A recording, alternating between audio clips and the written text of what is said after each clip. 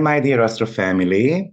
Today we are going to be talking about the upcoming lunation, which is going to be taking place on the 20th of February, and it's going to be on 1 degree of Pisces. Now, this is going to be a new moon, by the way. So what we will cover in this video is we're going to be looking at what is a new moon, what is the general outlook of the chart. We're going to be looking at the chart shape, which is a ball chart shape. We're going to talk about the Pisces principles a little bit.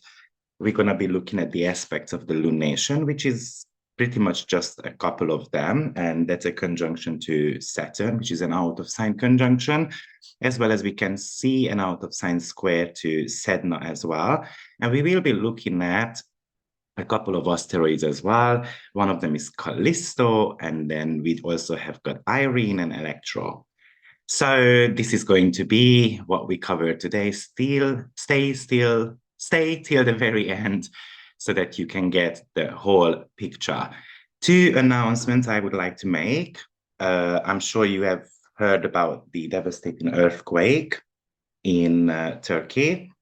Loads of people have been affected. Actually, a friend of mine who is a nurse told me that they had to travel down there. They are sleeping on concrete and in tents, looking after people. They do a 24-hour shift and a couple of hours rest, and then they start again. So it's pretty heavy. So therefore, I decided to do a charity-based webinar. It's going to be about pregnancy, the indications of pregnancy in the chart, as well as the potential gender of the baby. So if you are interested, that's going to be taking place on the 26th of February. It's donation-based. So therefore, you donate as much as you want. If you cannot, please just share the link with others. That might also help as well. So far, we have raised about $1,300. The other one is that I'm going to be having a astrological retreat at the end of May. It's going to take place in Izmir, Turkey. People have been asking me if it's going to be safe to travel here. Yes, absolutely, it's going to be safe. Izmir is not a earthquake territory, by the way, and I already looked at it. I don't think we have got something to be afraid of. It's going to be 6 days, 5-day pure astrology. We're going to be only talking about relationship, and 1-day family constellation therapy, where we are going to be cleansing some of our problems around relationship, or any problems really you have. This is a fascinating technique. I just did one recently where, someone who never cries cried 3 times. Loads of emotional release, what you can go through. So check that out. And if you are interested, drop me an email or just sign up. The link will be below.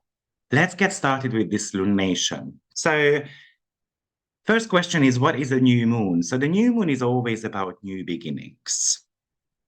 We are planting the seed of something, and this is pretty much talking to you about the Piscean territory of your life. So not just randomly picking a topic, okay, I want to be starting something. Have a look at where the Pisces or the Virgo cusp of your chart are, and that's where you need to be planting the seed for something. So it's ideal for new beginnings, or just a little bit of a kickstart in the areas of Piscean themes in your life. So we're going to be talking about what Pisces energy represents anyway, but also the new moon, when the conscious and the subconscious energies are coming together. Because we are talking about a sun and a moon conjunction.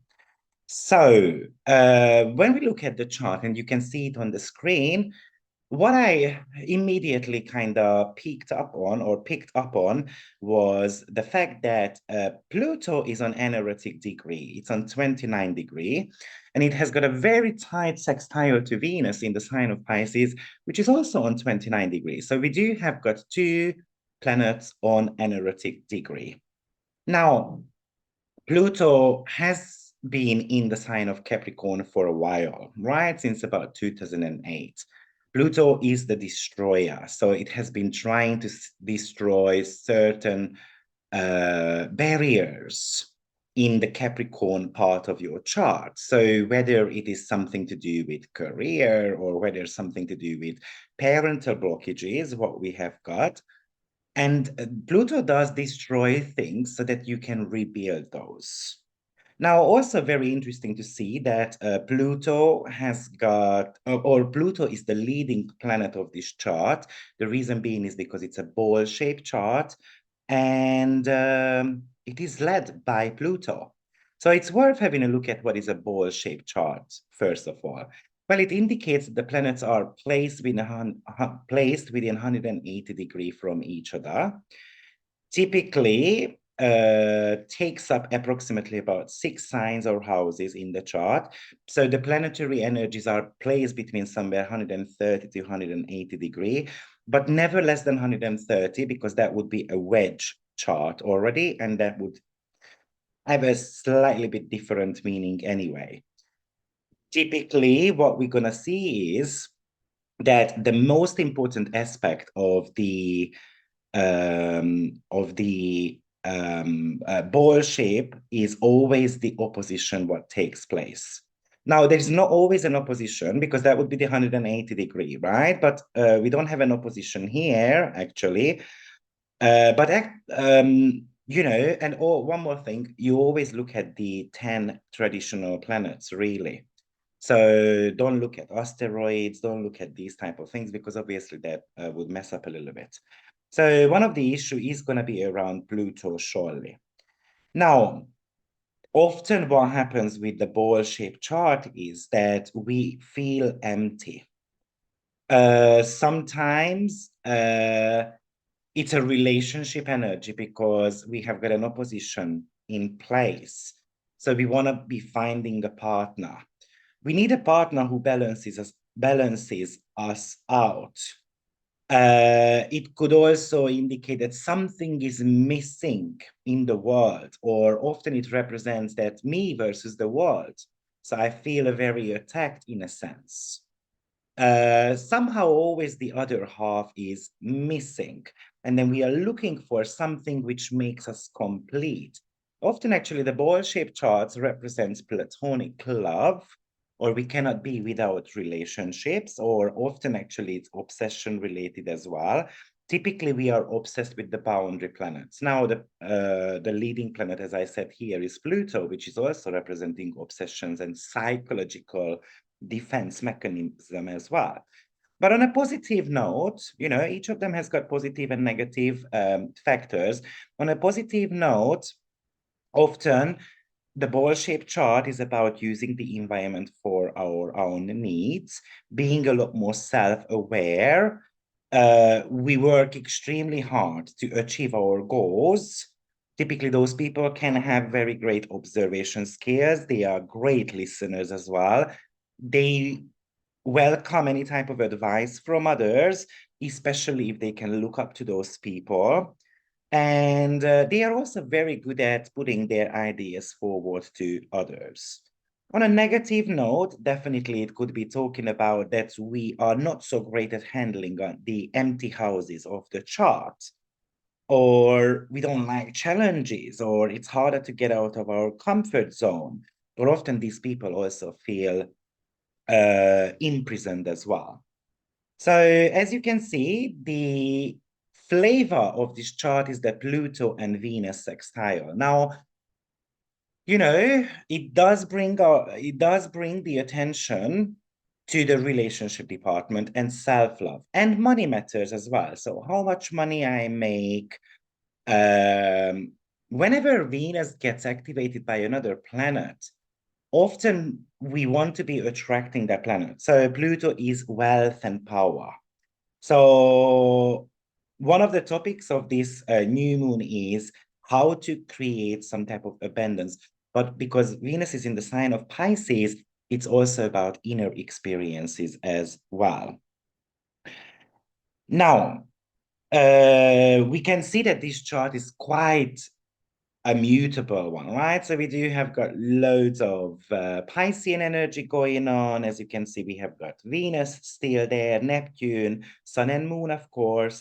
And then we have got Mars in the sign of Gemini. So there is strong mutability going on. Mutability is about being flexible. It's about learning as well. So learning to be flexible.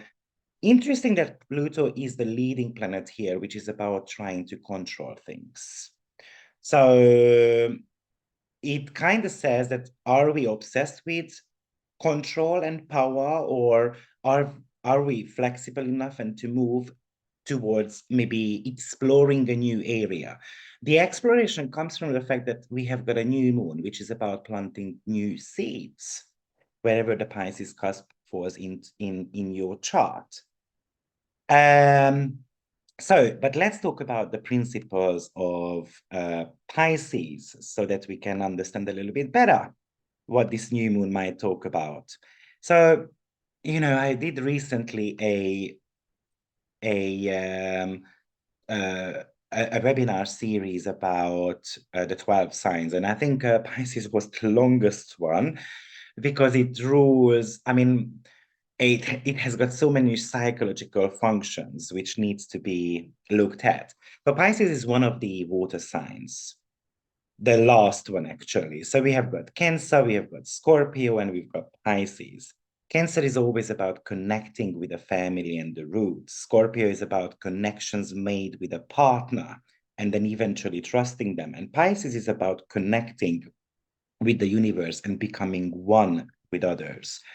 Pisces plays out as the archetypes of the savior, the artist, or the spiritualist. But often they come across the coward, the addict, the dreamer, or the poet, or the spiritual guide, depending on what level we are on. And we're not talking about bad levels and good levels here. We're more likely talking about, where you are at the moment in your life. But a strong Piscean person always needs to achieve that spiritual person, basically. So it does talk about using your intuition, being helpful, being charitable. Also, it's about being one with the universe, which it is kind of like talking about emerging, knowing that, there are so many people out there in the same shoe. We can get stronger together. We just need to be sharing our feelings. It also talks about what area of your life you might be a little bit more sensitive, what area of life you have got a tendency to suffer or idealize things. Often Pisces talks about the fact that we do need to give up something for a new door to open. So imagine that Pisces is, for example, in your 10th house cusp, and you have been struggling with your work. How long are you going to be struggling? Are you going to be actually giving up on something? Maybe it's a belief system, maybe actually it's the job, and then you start manifesting something better. Piscean energy often plays the role of the martyr and gets addicted to things as well. Interesting that we are talking about the 12th sign, which talks about the end and the beginnings. New moon is about new beginnings, right? And Pisces is about endings. So something is coming to an end. This is echoed by the Pluto-Venus ANERETIC degree sextile as well, because they are both ready to change signs. So something is really about, if you haven't done your New Year resolution, this could be pretty much it. We can really do something around it. Pisces is about depth, the bottom of the ocean. So often we are invited to look very, very deep. Also echoing that Pluto Venus, why we don't love ourselves, why we feel that we are not supported by others. What is that missing element in our security? In our own security? Why are we having lack of confidence? Why are we silent? Because water signs are typically very quiet, very cautious as well. So we're going to have to jump into something. Overall, the lesson of a Pisces is knowing that everything is bigger than us, than all of us. Whatever happens in the world has got an impact on the individuality as well, by the way. It's about making spiritual bonds. It's about trusting that the universe has got our back. It's about having faith in ourselves and not looking at things like being the victim of something. You know, very interesting, the mythology of Pisces, where, well, Pisces represents two fishes, or sometimes actually it represents two sharks, and they were tied together. Basically, what happened there is that a typhoon was chasing the gods, and then Aphrodite and Eros tied themselves together, and then they jumped into the ocean to escape, and they were tied together. So meaning that they had a complete trust each other, and they didn't want to lose uh, one the another.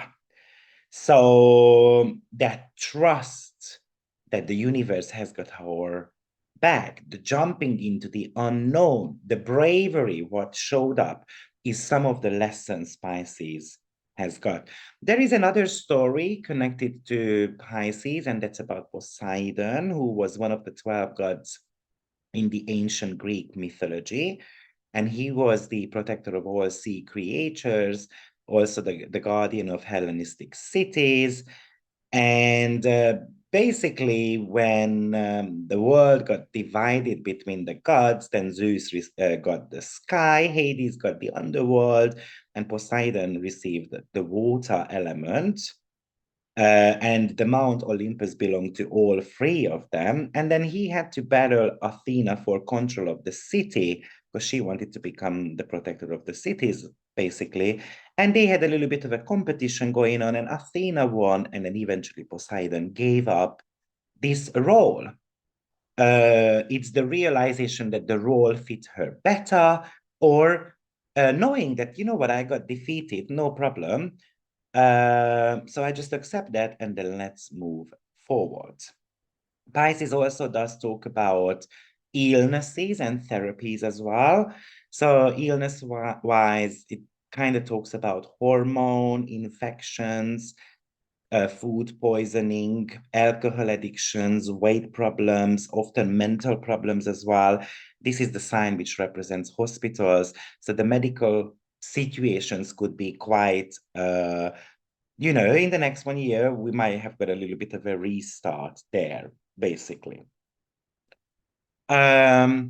And I think one of the reasons why it's quite important is because Saturn will be moving into the sign of Pisces on March 7th. It's going to be hitting the first degree of Pisces somewhere around 20th of March. So we might just see what is unfolding here for us. Interesting to see that we have got this conjunction going on, out of sign conjunction between the new moon and Saturn as well. We're going to talk about that in a second. So some of the questions to summarize what comes up with this new moon: something you have to surrender to. It's the realization that can help to kind of see what is blocking us, why we don't want to be, you know, starting fresh in a sense. Also, what are we addicted to?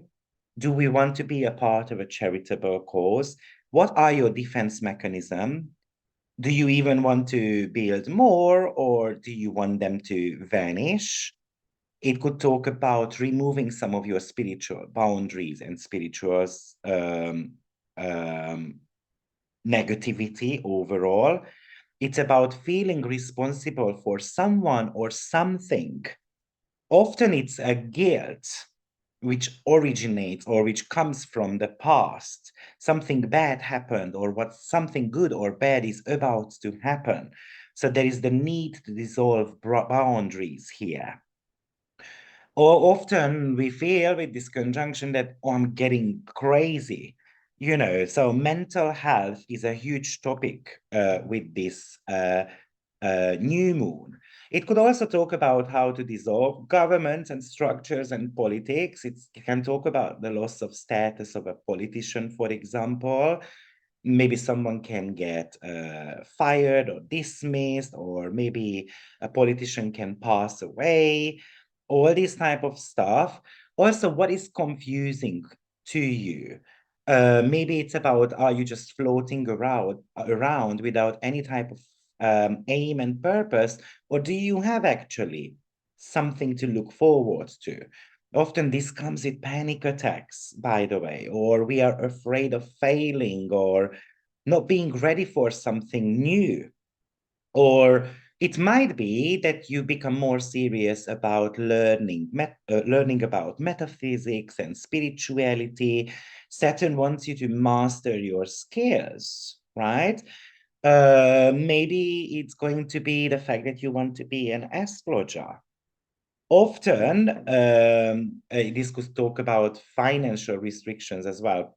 Pisces represents expenditure. Remember that Venus is the exalted ruler of Pisces. So it might be about watching out a little bit where I spend my money, how much I'm spending, or finding something to spend money on which you think it's worthy, because there is a Pluto-Venus sextile as well. Often it could talk about investing into your studies as well.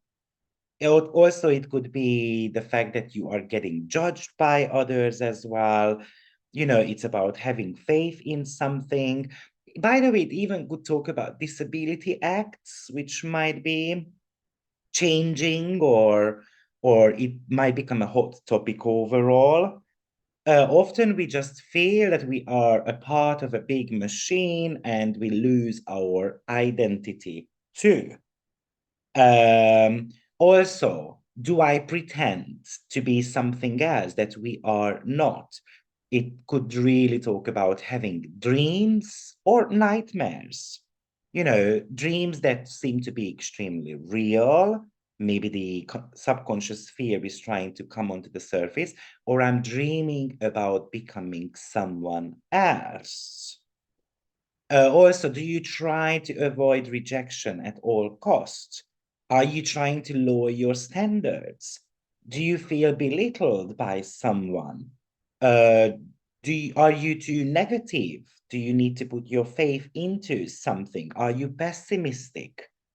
And so forth. So these are some of the biggest topics which comes up with this Pisces new moon. Now, as I mentioned, we have got an out of sign conjunction to Saturn, which I've just pretty much spoken about. But, you know, or definitely, you know, Pisces, which suppose the spiritual awakening, Saturn is here to sustain it or crystallize in it. You know, Saturn is still in the sign of Aquarius, which is a, you know, the sky. So stepping into the realm of something bigger than us, it's really much about a breakthrough into a deeper level of consciousness. And yeah, so something which is going to be serving your higher goods. That's really much a positive manifestation of this. And as I said, we have got an out of sign square happening with Sedna as well. Now, what I kind of feel very interesting about this is that Sedna represents the oceans.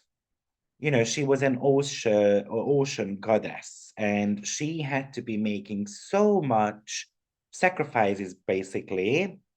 I mean, she was kind of sold to a crow. She was forced to get married, and eventually she escaped, but her own father basically killed her during this escape, and that's how she found her mission, basically. Interesting also that at the discovery of Sedna, we had a very tight aspect with Mars, sorry, with Saturn. Now we have got a very tight square with Saturn this time around.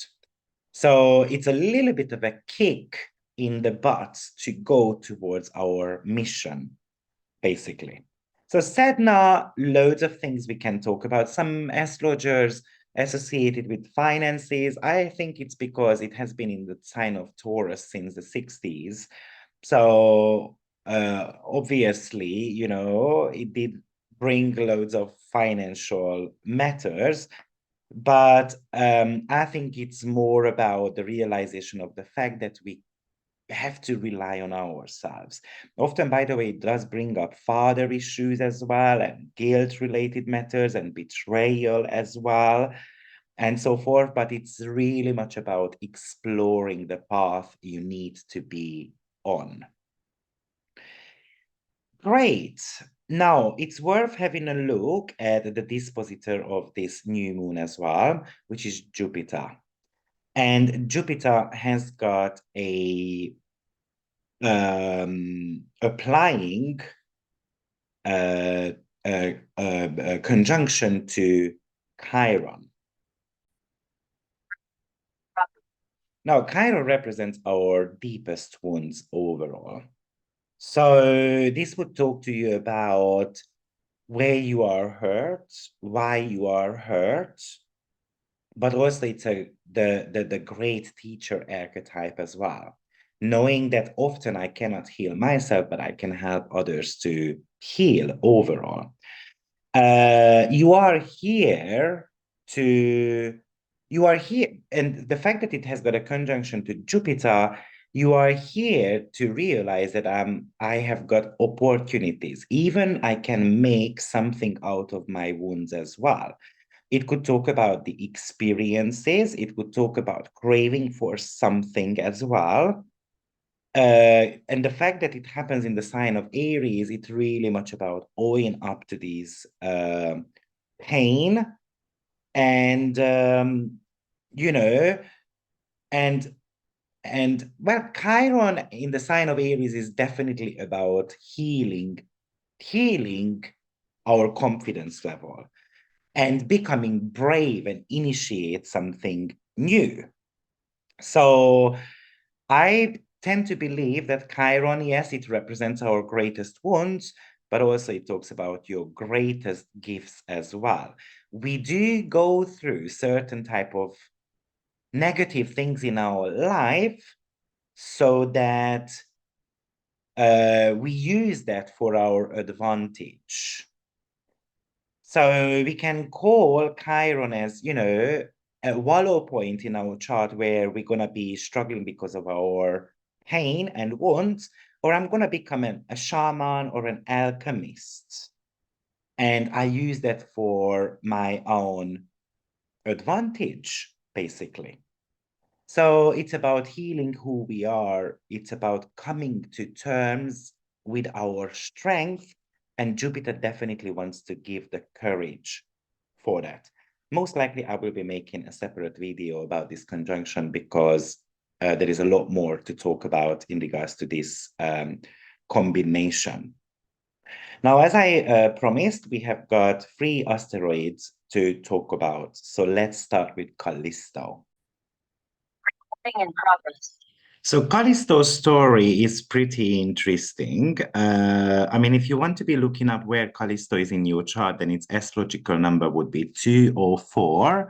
So just you go on astro.com and then you're going to be typing into the additional object box, and then you will see. So for example, I have got Callisto in a very tight conjunction to my Neptune.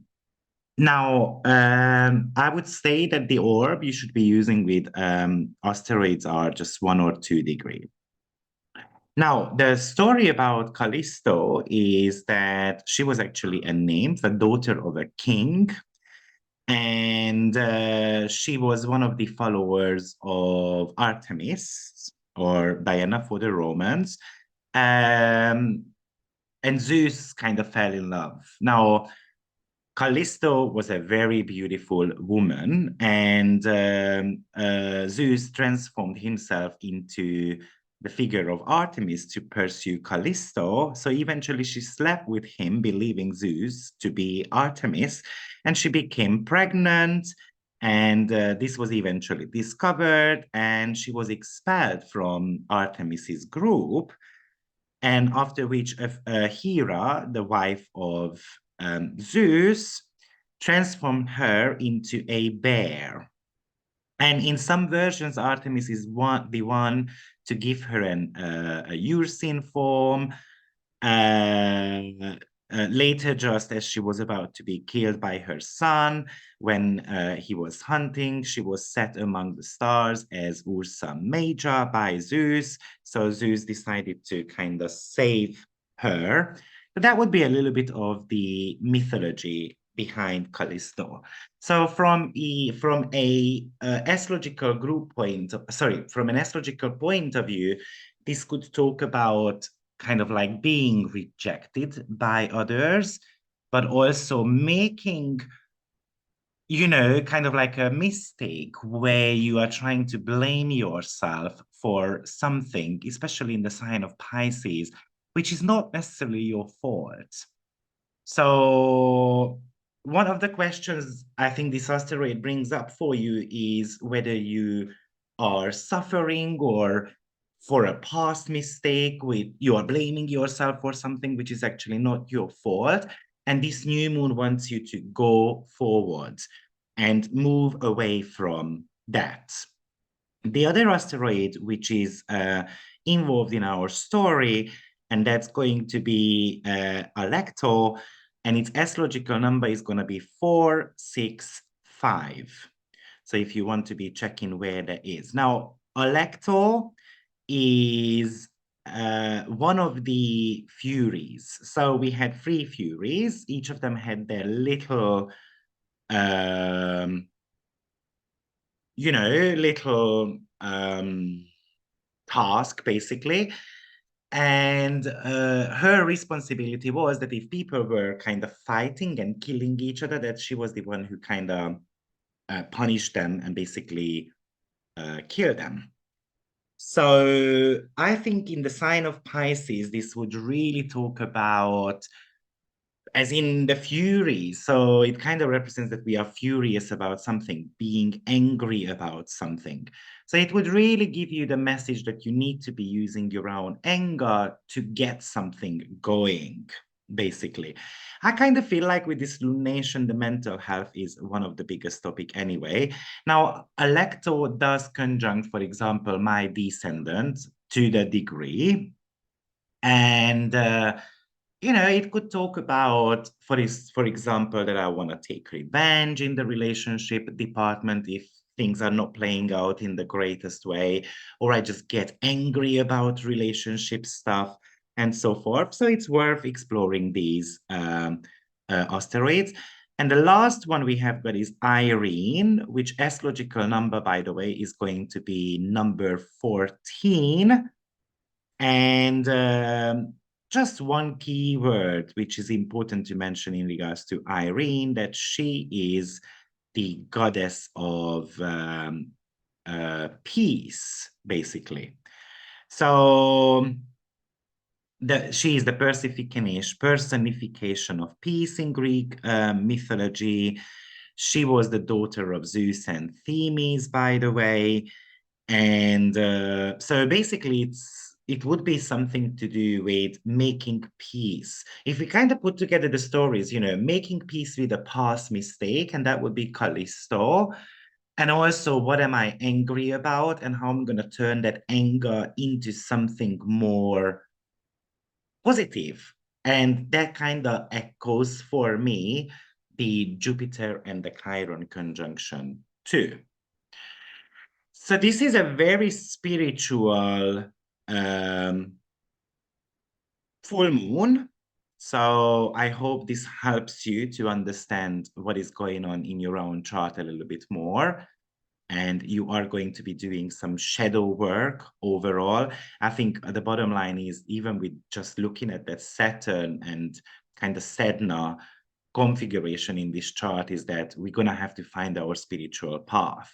And we're going to have to be brave to step on that. That's going to be the major message for you. So thank you very much for being here, and I'm looking forward to meet you again very soon in another video. Take care. Bye-bye.